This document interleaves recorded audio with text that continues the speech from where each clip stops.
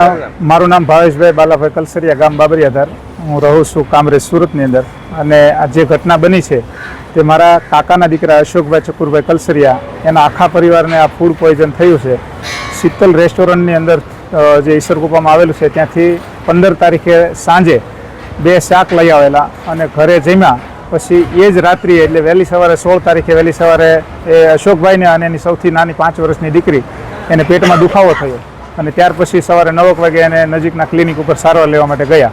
તો ત્યાં એણે બોટલો ચડાવ્યા અને દવા આપી. સાંજ સુધી રાહ જોઈ કે રાહત થઈ નહીં.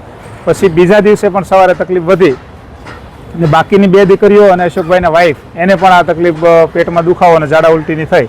એટલે તાત્કાલિક રિપોર્ટ કરાવ્યા. હવે રિપોર્ટ આવે એ પહેલાં જ આ આર્યા નામની જે 5 વર્ષની દીકરી છે એને ખૂબ જ આંચકી જેવું લાગ્યું અને આંખું તરવા લાગી. એટલે તાત્કાલિક સદવિચારમાં અમે દાખલ કરી. દાખલ કરતાં જ 15 થી 20 મિનિટની સારવાર દરમિયાન જ અમે હાજર હતા અને એને ફૂડ પોઈઝનના હિસાબે એનું ડેથ થયું.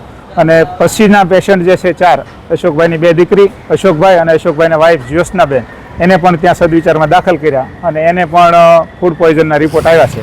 હવે જે બનવાકાળ બન્યું છે આ આર્યા નામની 5 વર્ષની દીકરી, એના કારણે જ ડેથ થયું છે.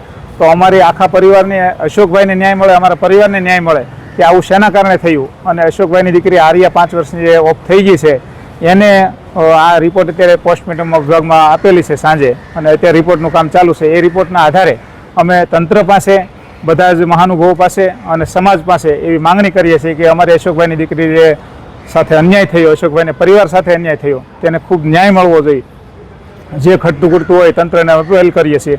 અને અશોકભાઈના વાઈફ ગણીએ તો ગઈકાલે સિરિયસ હતા. જ્યારે એને આ ખબર પડી કે આવું થયું છે તો એ પણ અત્યારે હાલ સિરિયસ છે અને 4 પેશન્ટ સદવિચાર મુક્તિધામના ઢાળ પાસે હોસ્પિટલ છે તેમાં એડમિટ છે. હવે અમે અહીંથી ડેડ બોડી લઈ જઈએ પછી પણ એ જ્યોત્સનાબેનની શું હાલત થાય એ અમે કહી શકતા નથી. આવી ગંભીર પરિસ્થિતિની અંદર એ અત્યારે 4 પેશન્ટ ત્યાં દાખલ છે અને ફૂડ પોઈઝનના હિસાબે પ્રાથમિકતાના આધારે અમે કહીએ છીએ કે આવું થયું છે. તો આને યોગ્ય ન્યાય મળવો જોઈએ. જે કાંઈ કાર્યવાહી ઘટતી ખોટતી કરવાની થાય તે તંત્રને અમે અપીલ કરીએ છીએ અને મીડિયાને પણ અપીલ કરીએ છીએ કે આમાં અમને ન્યાય અપાવો.